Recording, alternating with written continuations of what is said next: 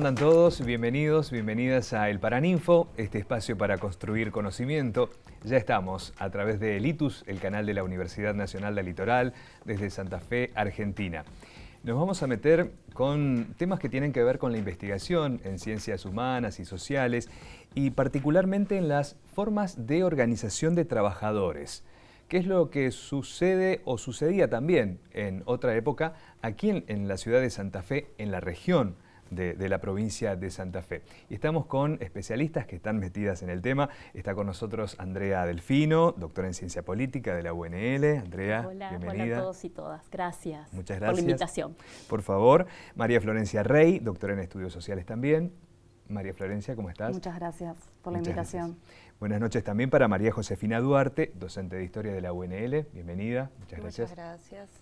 Bueno, ¿les parece arrancar por las características del mercado laboral en general, digamos, lo que venía pasando, las etapas, sobre todo aquí en la región, ¿no? Sí, el mercado de trabajo argentino y particularmente regional presenta sí algunas características que podemos ver sus transformaciones históricas.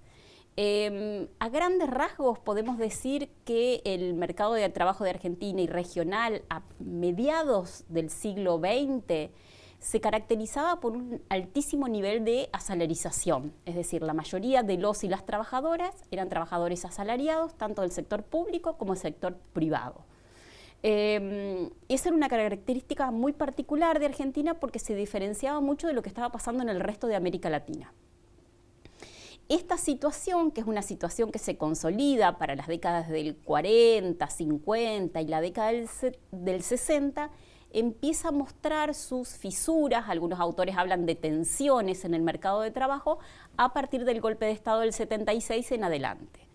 Allí, ¿cuáles son los dos o tres elementos que digamos, nos permiten ver claras transformaciones? Por un lado, que tenemos periodos donde el desempleo crece mucho, donde aumentan todos los niveles de subocupación de la fuerza de trabajo, subocupación horaria, subutilización de la fuerza de trabajo, empiezan a aparecer las ocupaciones en sectores de baja productividad laboral, y allí empieza a aparecer, o mejor, a darse con mayor fuerza la presencia de trabajadores autónomos o independientes. Para el periodo anterior, para el periodo de las décadas del 30, 40 y 50, cuando estábamos hablando de trabajadores autónomos, independientes, estamos hablando generalmente de profesiones liberales, con remuneraciones relativamente altas. En cambio, a partir de la década del 70, se produce un gran cambio en relación a esto, porque lo que empieza a tener mayor fuerza dentro de los trabajadores autónomos es el trabajo precario, por cuenta propia de subsistencia, con niveles mucho más bajos de remuneración. Más informalidad. Y más informal, y empieza a crecer la informalidad laboral. Por eso muchos autores plantean que el mercado de trabajo de Argentina empieza a latinoamericanizarse a partir de la década del 70 en adelante, es decir, parecerse cada vez un poquito más a lo que pasaba en el resto de América Latina. Que Argentina tenía la particularidad de ser un mercado de trabajo mucho más consolidado, con mayores niveles salariales, mayores niveles de remuneración. Hoy, ¿con qué nos encontramos? La actualidad de hoy del mercado de trabajo es básicamente un mercado de trabajo donde la principal problemática no es la desocupación, sino los altísimos niveles de cuenta propia, de trabajadores autónomos, informales y precarios, y las bajísimas remuneraciones de los trabajadores. Hoy ese es el problema central del mercado de trabajo en Argentina, la existencia de lo que denominamos trabajadores pobres. Y le podemos agregar el rol también de los gremios a ese combo. Sin lugar a duda. Todo eso hace que cambie la configuración de cómo se organizan los trabajadores en los gremios, los sindicatos, las asociaciones y demás. Muy bien. Por eso quiero consultar a María Josefina en el sentido de hacer una perspectiva histórica de qué pasaba con los trabajadores allá desde el 1900 en adelante y por ahí también hablar de la conflictividad social, cómo se resolvía, qué pasaba, ¿no? Bueno, justamente las primeras asociaciones de trabajadores de la ciudad de Santa Fe, al igual que en buena parte de Argentina, surgen en ese momento, entre fines del siglo XIX y principios del XX, en un momento de fuerte crecimiento demográfico, de consolidación de lo que llamamos el modelo agroexportador, y también en un proceso de modernización estatal que abarcó al menos hasta el golpe de 1930. En ese contexto, en un principio en la ciudad de Santa Fe hubo dos formas organizativas principales. En primer lugar, hubo algunas asociaciones que fueron las sociedades de ayuda mutua y las cooperativas de consumo que estuvieron destinadas a la satisfacción de las necesidades materiales, digamos, ligadas a las condiciones de vida de los trabajadores y trabajadoras. Se trataba de costear de manera colectiva, por ejemplo, gastos que tenían que ver con el acceso a la salud, con el acceso a los sepelios, con el otorgamiento de algunos pequeñísimos préstamos y con el abaratamiento de la vida. Y del otro lado, y que en algún punto estuvieron en disputa por esos sentidos de la organización colectiva, estuvieron los gremios o sindicatos propiamente dichos, cuyas principales demandas estaban orientadas a la mejora de las condiciones salariales y de las condiciones laborales, fundamentalmente de las condiciones materiales en los lugares de trabajo, que eran muy precarias, y de la jornada de trabajo, que era muy extenuante y muy extensa en la mayoría de los rubros. En la ciudad de Santa Fe esa doble configuración tuvo que ver con la lógica del mercado de trabajo, justamente, que implicó una fuerte demanda de fuerza de trabajo destinada al eje ferroportuario de cara al mercado agroexportador, pero también con la satisfacción de un montón de necesidades ligadas al mercado de consumo interno, en un momento en el que la ciudad de Santa Fe pasó de 1900 a 1928 de tener algo más de 35.000 habitantes a más de 120.000. Entonces en ese momento se da una lógica organizativa que fue bastante heterogénea. Los sindicatos propiamente dichos estuvieron fuertemente ligados también a las lógicas federativas del movimiento obrero a nivel regional o a nivel nacional. Y en ese sentido la ciudad de Santa Fe hubo una serie de hitos. El primero de ellos puede ser la conformación de la Federación Obrera Santafesina en el año 1904, en un momento de fuerte auge de la conflictividad laboral que estuvo básicamente liderada por el anarquismo. Aquí en la ciudad de Santa Fe esa federación nucleó no solamente a los portuarios de Colastiné y a los trabajadores del ferrocarril provincial, sino también a un montón de trabajadores ligados a esos pequeños talleres semi-industriales que satisfacían las necesidades del mercado de trabajo interno.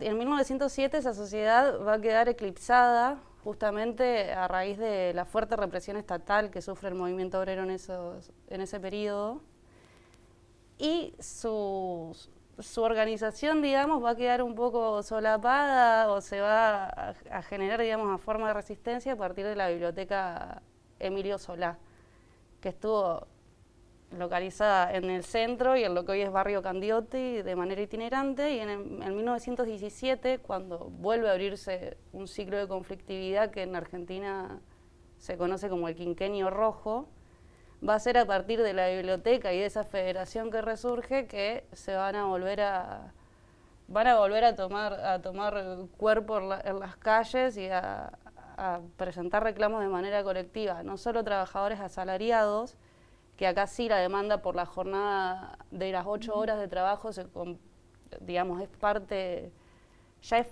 del repertorio organizativo, digamos, y de ese repertorio de demandas de la clase trabajadora, pero también en esa particular coyuntura, por ejemplo, desde esa federación se va a motorizar la organización de los vendedores ambulantes que trabajaban en las inmediaciones del mercado central y que van a presentar sus demandas a la Municipalidad de Santa Fe.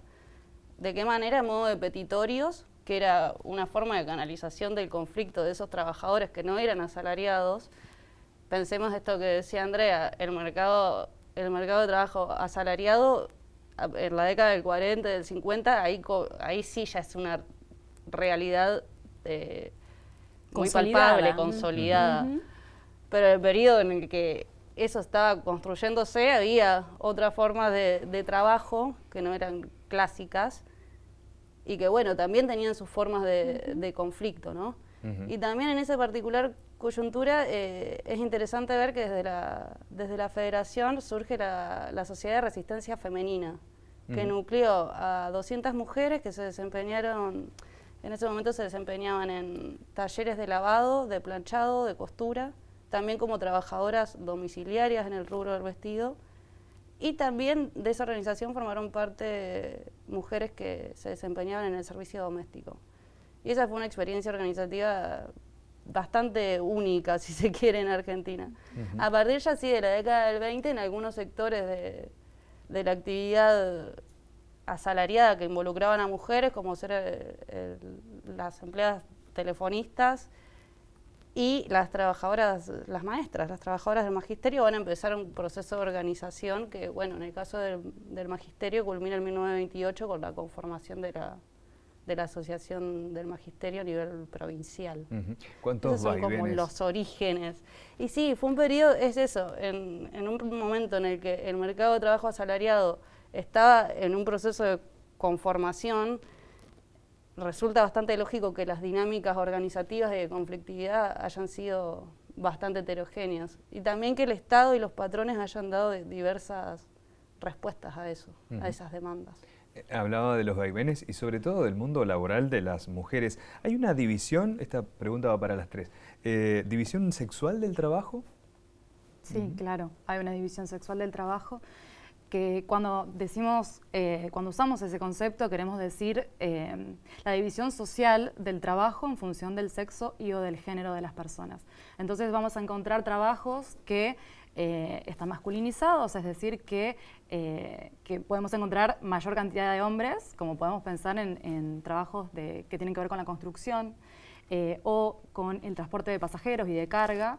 Y después podemos pensar también en trabajos en los que predominan las mujeres y ahí se nos aparece como en primera plana los que tienen que ver con el cuidado de personas, sean niños, sean adultos mayores, ¿no? Cuando decimos división sexual del trabajo estamos haciendo referencia a eso y es algo que se ve claramente aún hoy en el mercado de trabajo. ¿Cómo y cuándo aparecen las problemáticas de género en los sindicatos? Bueno, para responder esa pregunta tenemos que irnos un poquito más atrás. Claramente el movimiento feminista ha sido el que movilizó adentro de los sindicatos estas problematizaciones. Podemos encontrar, sobre todo desde la vuelta de la democracia, digamos, algunas iniciativas que se fueron dando al interior de los sindicatos, como por ejemplo la formalización de espacios vinculados con género, como secretarías o comités, de personas, digamos, las personas que integraban esos espacios, estaba pensado para que justamente piensen problemáticas vinculadas a género. Y ha traído, digamos, a lo largo del tiempo avances en materia legislativa, por ejemplo, también en lo que tiene que ver con la sanción de la ley de cupo sindical en el año 2002, que lo que establece esa ley es un mínimo de un 30% que tiene que haber de mujeres en las listas sindicales y también en las comisiones negociadoras. Y todavía un poquito más próximos en el tiempo, la Marea Verde, lo que se dio a llamar en Marea Verde desde 2015 con el movimiento Ni Una Menos y también con la demanda, ¿no?, desde los feminismos por un aborto legal, también ha configurado como un caldo de cultivo, ¿no?, para que todas esas problemáticas sean abordadas al interior de los sindicatos. Entonces, la respuesta es, bueno, el movimiento feminista ha sido, digamos, el impulsor de muchas medidas que tenían que ver con el mundo del trabajo y con el mundo sindical también, y que las y los sindicalistas se lo han apropiado, sobre todo las sindicalistas, ¿no? ¿De qué manera se modifica esa organización de los sindicatos respecto a los tradicionales? ¿En qué sentido? Y en el sentido de la organización, de más participación de mujeres en los sindicatos, de otra perspectiva respecto a las trabajadoras y trabajadores. Claro, estas medidas que yo estaba mencionando, por ejemplo, como bueno, la ley de cupo sindical, y la creación al interior de las confederaciones como la CGT, la CTA y propio adentro de los sindicatos de espacios de género ha provocado sí que se abran espacios de participación a las mujeres, ¿no? Y de garantizar también ciertos espacios justamente para las mujeres en un lugar sumamente masculinizado como eran los sindicatos, si miramos sobre todo un poquito más atrás.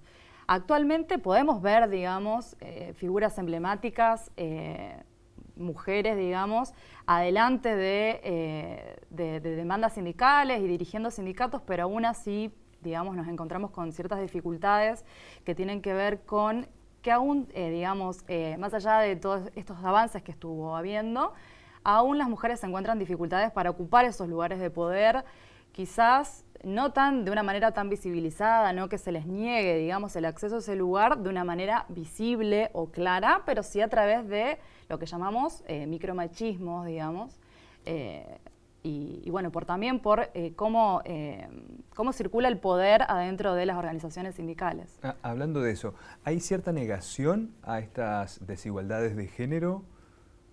Sí, sí. En realidad, a ver, nosotros en nuestro equipo de investigación nos gusta decir que considerar la neutralidad del mercado de trabajo en términos de género es una gran falacia. Pensar que el mercado de trabajo funciona como un mercado de trabajo único donde todos los agentes son iguales es una gran falacia. Claramente las inserciones de las mujeres y de los varones en el mercado de trabajo son no solo diferentes, sino que son desiguales. Ahí tenemos que poner el foco central. Porque si fuera una diferencia que no comportara desigualdad, hasta podríamos decir, está todo bien. Claro, y hay otro discurso que es se ha avanzado muchísimo en cuestiones de se desigualdad. Avanzó, pero no muchísimo. Claro. Sí, tal cual. ¿Y cómo son esas desigualdades a nivel horizontal o jerárquico? En realidad, a ver, tenemos que partir de algo que es incluso una desigualdad que es anterior al mercado de trabajo. Hay una primera gran desigualdad. Las mujeres realizan la mayor parte del trabajo reproductivo o del trabajo doméstico y de cuidados no remunerados. Eso hace que las mujeres tengan menos tiempo para emplearse en el mercado de trabajo. Con lo cual ahí ya se parte de una diferencia que a la hora de insertarse ya parten de lugares diferentes, ¿sí?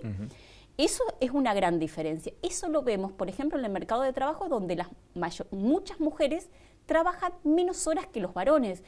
No es que trabajan de manera remunerada menos horas, porque claro, toda una serie de horas dedicadas a trabajos no remunerados. Es mucho más difícil para una mujer hacer extras que hacer un varón. Exactamente. Y eso es una cuestión. Y además, como decía Flor al inicio, las desigualdades se mantienen en los diferentes sectores ocupacionales. En términos generales hablamos de la existencia y la permanencia de una desigualdad en términos horizontales, que es la presencia de mayores mujeres o mayores varones en determinados sectores de la economía. Allí no solo es diferencia, sino que también es desigualdad, porque la mayoría de los varones se encuentran en aquellos sectores que a nivel social tienen mayor prestigio y son mejor remunerados, ¿sí? que las mujeres. Y a su vez, en aquellos lugares donde hay presencia de varones y mujeres, los varones ocupan jerarquías mayores que las mujeres. Eso se traduce en lo que conocemos como una segregación vertical, es decir, hay segregaciones entre sectores y hay segregaciones en jerarquías.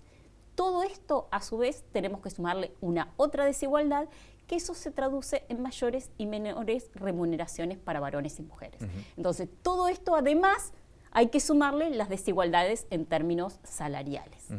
Ya vamos a ir con María Josefina hacia el pasado para ver qué pasaba con los trabajos tradicionales y la organización, inclusive con los sindicatos, pero ¿qué pasa ahora con los nuevos trabajos donde muchos son a través de plataformas? ¿Qué sucede con esos nuevos trabajadores? ¿Tienen formas de organización? Sí, en realidad ahí en relación a lo que veníamos comentando, que planteaba María José, una cuestión ahí central a plantear es que aun cuando los trabajadores de, por ejemplo, las plataformas de reparto, que son los que más conocemos, que son chicos y chicas, sobre todo chicos, porque es un sector muy masculinizado, pero hay mujeres que trabajan también en el sector, que nos llevan las empanadas en nuestras casas, y cuando estamos hablando de plataformas de reparto estamos hablando de eso, son trabajadores autónomos. En la regulación aparecen como trabajadores autónomos, desde el punto de vista fiscal son monotributistas, aun cuando si uno va a mirar la forma, es una forma típicamente asalariada, porque vemos que existe un trabajador y un patrón. ¿Sí? El patrón es la empresa de plataforma. Sin embargo, desde el punto de vista jurídico, están bajo el régimen del monotributo, lo que los hace un trabajador autónomo. Por eso tienen formas de agrupamiento, de asociación, más cercanas a lo que María José comentaba del principio del siglo XX, ¿no es cierto? Sí, sí. En general, las formas de organización que se dan no son sindicatos, porque los sindicatos son de trabajadores asalariados o gremios, sino en general son asociaciones de trabajadores. Nosotros lo que hemos visto en las investigaciones en nuestra región, en Santa Fe, en Rosario, lo que vemos es la proliferación de muchas asociaciones de trabajadores. No existe una única asociación de trabajadores de plataforma, sino que existen diferentes tipos de asociaciones, algunas más vinculados a partidos políticos de izquierda, otros un poco más vinculadas a los viejos sindicatos tradicionales y otros de trabajadores que ellos se consideran autoconvocados o independientes. ¿Por qué se da esta proliferación o esta variedad de asociaciones? En términos generales, hay un elemento que las diferencias a estas formas de organización, nuevas formas de organización de los trabajadores de plataforma, es la posición ante la regulación del trabajo de plataforma. Algunos de ellos algunos trabajadores y algunas asociaciones que los nuclean, lo que plantean es la necesidad de una regulación como si fueran un asalariado. Claro, de estos es trabajadores. pedir una regulación. Exactamente. Y otro grupo de trabajadores prefieren mantenerse en la situación que están, es decir, permanecer como monotributistas. Entonces ahí hay un primer criterio de diferenciación entre estas agrupaciones. Esa es la diferenciación. Por el otro lado hay elementos que están presentes en todas las asociaciones, como es igual, vuelvo a lo que planteaba María José, de algunos elementos que como de inicios del siglo XX reaparecen a principios inicio del siglo XX reaparecen al inicio del siglo XXI. La constante lucha por el aumento de los montos de los repartos, que vendría a ser un reclamo salarial, nada más que como no tienen salario y reciben una paga por reparto realizado, hay una constante lucha por eso. Y por el otro lado, ahí el antagonista, la conflictividad está vinculada a la empresa de plataforma, pero por el otro lado hay otra forma de antagonismo que está vinculada con el Estado. ¿Por qué? Porque estos trabajadores y trabajadoras sufren muchísimos robos y accidentes de tránsito. Claro. Y los instrumentos de trabajo son propios. Entonces, a un trabajador o una trabajadora que le roben la bicicleta, que le roben el celular, impacta directamente en las posibilidades o no de seguir realizando el trabajo. Claro, pensaba asociaciones, formas de organización no tan nuevas. Lo decía Andrea recién, hay un linkeo con el pasado y con el principio del 1900, ¿no? Seguro, y justamente tiene que ver con esta cuestión de la salarización, me parece. Lo que yo investigo tiene que ver justamente con ese periodo en el que el mercado de trabajo asalariado, de manera mayoritariamente asalariada, y eso con empleos, con una duración en el tiempo, empleo estable, lo que llamamos hoy, no existía, y por eso ese despliegue de diversas formas, y también para estos trabajadores que eran autónomos y que desempeñaban sus actividades en el espacio público, la disputa era con el Estado. Era justamente por la regulación de esos usos temporales, espaciales y de esas dinámicas que se dan en la calle. Uh-huh. Claramente hoy podemos decir que hay una vuelta a algunas de las, en el movimiento de trabajadores, de asociaciones de trabajadores, una vuelta a algunas de las disputas propias de inicio del siglo XX. En el siglo XXI tenemos disputas muy similares, producto del desmantelamiento de la sociedad salarial, justamente. Se reintroducen elementos en el nuevo capitalismo, en el capitalismo de plataforma, se reintroducen elementos propios de los inicios del capitalismo. Son periodos largos, pero hay una cuestión que aparece como nueva. Hablaban de 2015, de esta cuestión también de género, y nos queda poco tiempo, por eso quiero que cada una nos dé su mirada a manera de conclusión de qué cosas, qué políticas pueden llegar a achicar esta brecha y qué es lo que ustedes desean. ¿Florencia? Bueno, yo creo que en lo que tiene que ver también con lo que yo estudio y con lo que estuve comentando respecto del mundo sindical, creo que una de las cuestiones pendientes, y también voy a retomar lo que estuvimos hablando, tiene que ver con la división sexual del trabajo, porque es del trabajo tanto remunerado como no remunerado, o productivo como no reproductivo. ¿Y qué queremos decir con esto, digamos? Andrea lo planteó, digo, las problemáticas, las capas de problemáticas que se van arrastrando, ¿no? Y que hacen a las desigualdades de género en el mundo del trabajo. Y yo creo que ahí la cuestión de la división sexual del trabajo es nodal, pensarla y abordarla en políticas públicas, digamos, y políticas sindicales las podemos pensar también, justamente porque, recuperando lo que decía Andrea, digo, son los varones los que tienen los trabajos mejor calificados, mejor remunerados, ¿no? Y que al final hace la diferencia salarial. Y a la diferencia en la disponibilidad de tiempo sea para emplear en el trabajo, sea para emplear, digamos, en participación sindical, que es lo que a mi objeto de estudio hace, ¿no? Y que a su vez eso repercute en, bueno, cuáles son las demandas que los sindicatos pueden, o las reivindicaciones que los sindicatos pueden llevar adelante. Creo que ahí hay una cuestión muy importante y que a su vez es muy difícil de desarmar porque está muy enraizada esto y naturalizada la división sexual del trabajo, esto de que hay trabajos para varones y trabajos para mujeres. Y lo mismo con enfocándonos en la división sexual del trabajo reproductivo, del trabajo de cuidados y doméstico no remunerado también. Creo que ahí hay, en lo que tiene que ver con ofertas de cuidado, por ejemplo, con licencias, por poner algunos ejemplos que ya se están trabajando, pero que aún falta muchísimo, ¿no? Que apenas están en algunos sectores que son contados con los dedos de una mano. Digo, lo ideal, el plano ideal es igualdad de condiciones para todos los trabajadores y las trabajadoras sin importar el género. Muy bien, me quedo con esta frase, ¿no? Reivindicación con perspectiva de género en este caso. Y bueno, les agradezco por acercarse aquí, visibilizar estos temas que se investigan, que tienen que ver con las ciencias humanas, con las ciencias sociales y obviamente con lo que pasa aquí en el sitio que es en Santa Fe. Muchas gracias por acompañarnos. Gracias por la invitación. No, por favor, buenas noches. Nosotros volvemos con Paraninfo próximo martes a las 21 aquí en Litus. Gracias.